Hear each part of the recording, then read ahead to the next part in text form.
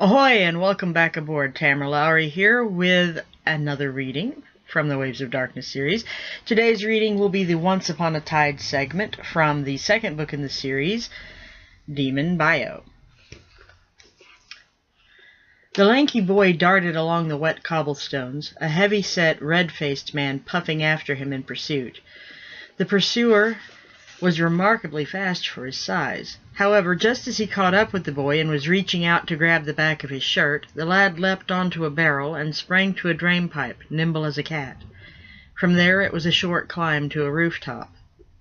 "Keep it then, you little shit," the winded man called after the boy.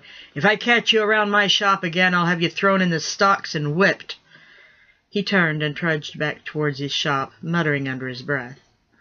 Grinning over his escape, the boy scrabbled along the rooftops, returning to the waterfront and River Street. He found a way back to the street level and slipped along the shadows of an alleyway.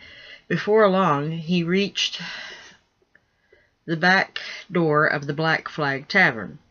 Victor's sharp ears caught the yowling of a cat coming from the back alley.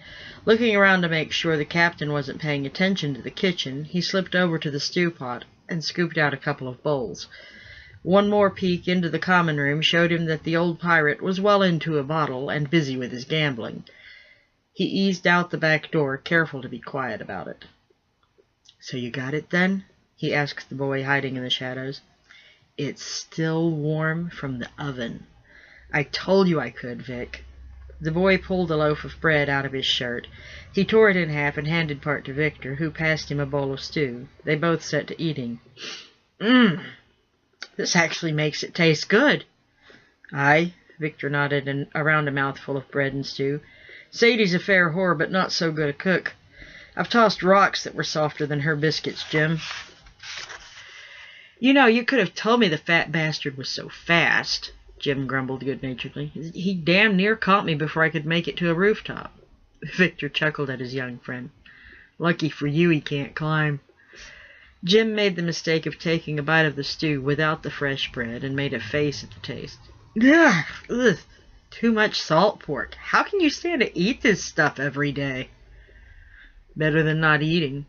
Every now and then I can talk Marjorie into fixing me something." "Why doesn't the captain make her the cook, then?" "She makes more money for him on her back. Face it, men don't come to the Black Flag for the food."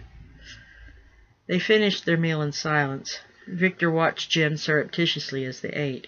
He'd met the boy at the start of the month. Vic had soon learned he was about 4 years older than Jim, as best he could tell. Jim had been a cabin boy aboard a merchantman out of Boston. 6 months under the abusive master of the ship had been 5 too many. The man would whip him raw just for making eye contact. He'd jumped ship the first night in Savannah's harbor. Victor and Jim had encountered each other when both were trying to burgle the same shop. He'd known right away that the younger boy wasn't a local. He'd also been impressed by Jim's bravado in standing up to his challenge over territory. The boy was a fair wrestler and would have held his own if the welts on his back hadn't been so fresh. Victor hadn't had been quick to realize that. He'd recognized Jim as being of the same bent of mind as he was. It would be better to have him as an ally than as competition. He'd sneaked the boy back to his corner of the Black Flag storeroom when old Billy Black had been busy elsewhere. He'd only started working for the old pirate a few months earlier and didn't want to get an ear-boxing from him for another mouth to feed. To treat Jim's welts, he used some of the salve Mother Celia had given him for the cuts and bruises he always seemed to be acquiring. The boy had looked up to him ever since. Jim would do anything Victor asked of him. Victor discovered he enjoyed the feeling of power that gave him. He found in Jim not only someone willing to be his tool, but the younger brother he'd never had. Gathering up the empty bowls, Victor came to a decision. Young Jim's skills had proven equal to his loyalty. "Jim, I plan to be a pirate captain one day. It's why I work for the captain now. He was the best there was in his day, and I mean to learn as much as I can from him. I know I don't have a ship yet, but what would you say to being my first mate?" "You really mean that, Vic? I'd be proud to call you captain. Have you got a pirate name? All the famous pirates had pirate names." "As a matter of fact, Captain Black gave me one when I hired on. Brandy." "Bloody Vic Brandy. That's a great pirate name." "What about you, Jim? You need a pirate name as well." Jim shrugged. "Bugger if I know what would be a good one for me. I don't even have a family name. Always been an orphan. I've been called several things, but Jim is the only name I have."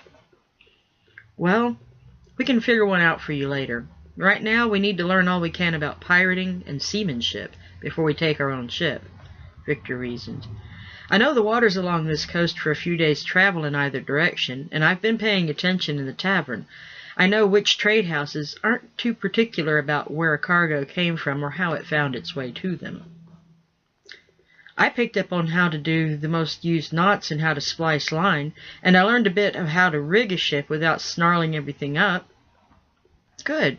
We can teach each other what we've learned already, as well as anything else we can learn along the way."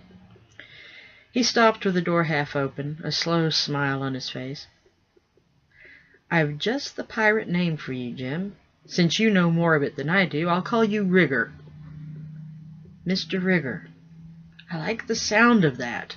The boy puffed up. "I better get back to work before the captain boxes my ear. I get my month's pay tomorrow, as well as a few days off.